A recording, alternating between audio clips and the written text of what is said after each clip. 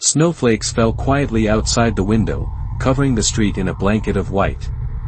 The neighborhood was alive with the warm glow of festive lights, but inside, the house stood eerily silent.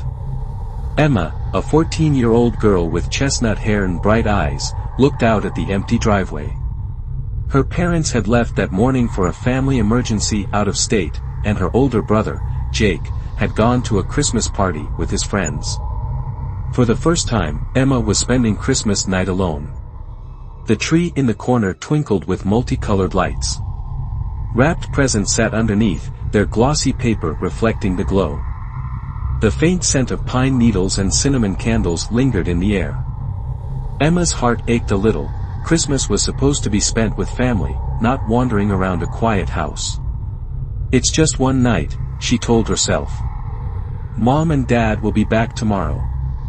But the quiet was unsettling, and every little creak of the house made her flinch. She tried distracting herself with the TV, but the holiday movies made her feel even lonelier. She picked at a plate of gingerbread cookies her mother had baked before leaving, the sweetness offering little comfort. Then she heard it, a soft thud from upstairs. Emma froze, cookie halfway to her mouth. Her eyes flickered toward the staircase. The sound hadn't been loud, but in a silent house, even a whisper seemed amplified. Probably just the wind, she thought. But doubt gnawed at her.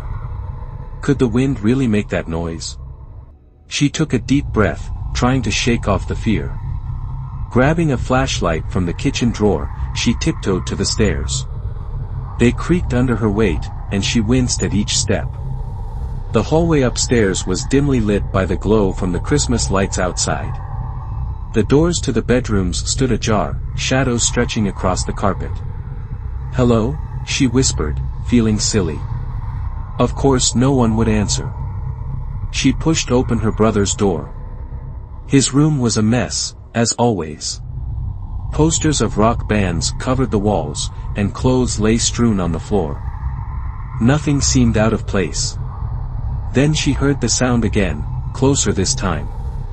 A soft shuffle, like footsteps. Her heart pounded.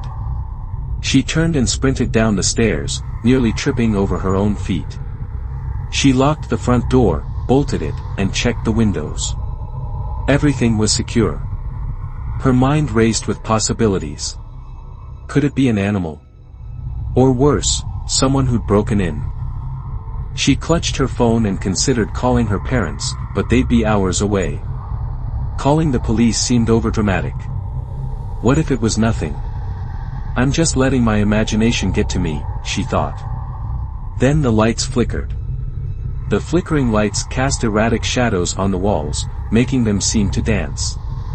Emma's hands trembled. She took a deep breath, trying to steady herself. It's just a power surge, she whispered. But the timing was too strange. The flickering stopped, and for a moment, everything was still. Then she noticed something odd. One of the presents under the tree had been moved. It was a small box with silver wrapping, originally tucked deep under the branches. Now it sat at the edge, as though someone had pulled it out. Emma's throat went dry. She knew she hadn't touched it. Her phone buzzed in her hand, making her jump. A text from her brother, "Everything okay? I'll be home late." She hesitated, debating whether to tell him what was happening. She didn't want to ruin his night. Instead, she replied, "Yeah, I'm fine." Just as she hit send, the Christmas tree lights went out. The room plunged into darkness. Emma's breath quickened. She clicked on the flashlight, its beam cutting through the gloom. Shadows loomed large, and the quiet seemed heavier than before. She felt something, a presence. As though someone was watching her. Then, from the hallway behind her, she heard it, a whisper. The whisper was faint, barely more than a breath. "Emma." Terror froze Emma in place.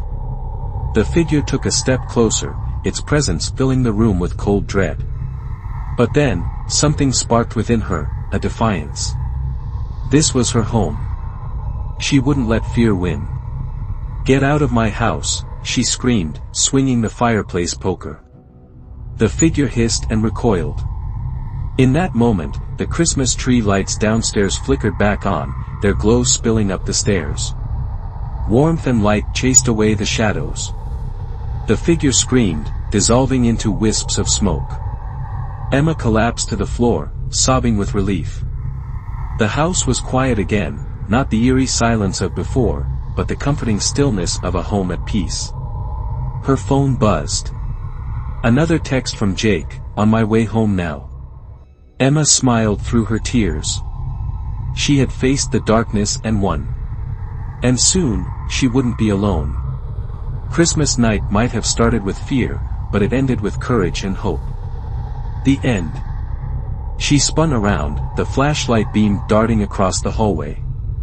"Who's there?" she demanded, her voice shaking. No answer. Her pulse hammered in her ears. The flashlight shook in her hand as she swept it over the walls and floor. Everything looked normal, but her gut told her otherwise. She backed into the living room, her eyes never leaving the hallway. Suddenly, a door slammed upstairs. A scream rose in her throat, but she swallowed it down. She had to stay calm. Panicking wouldn't help. She reached for the landline phone on the coffee table. The line was dead. Tears stung her eyes. She was trapped, alone, in a house that no longer felt like home. Then she remembered something her father always said, "In any crisis, stay smart and stay brave." "I can do this," she whispered. She grabbed a heavy fireplace poker for protection. If someone was in the house, she wouldn't go down without a fight. Taking a deep breath, she crept toward the staircase. Each step felt like an eternity. The upstairs hallway stretched before her, dark and foreboding. She gripped the poker tightly. She pushed open her parents' bedroom door. It was empty. The bed was made, the room undisturbed. Then she heard it again, a whisper of her name, coming from Jake's room. Fear coiled in her stomach, but she forced herself to move. She nudged the door open with the poker. The room was dark, but the faint glow from the streetlight seeped through the window. She stepped inside. Suddenly, the door slammed shut behind her. Emma screamed and spun around, banging on the door. "Let me out." A low, chilling laugh echoed through the room. "Emma," the voice whispered. "Why are you afraid?" She turned, heart in her throat. The shadows in the corner of the room seemed to move, coalescing into a shape, a figure with hollow eyes and a twisted smile. "Merry Christmas," it whispered.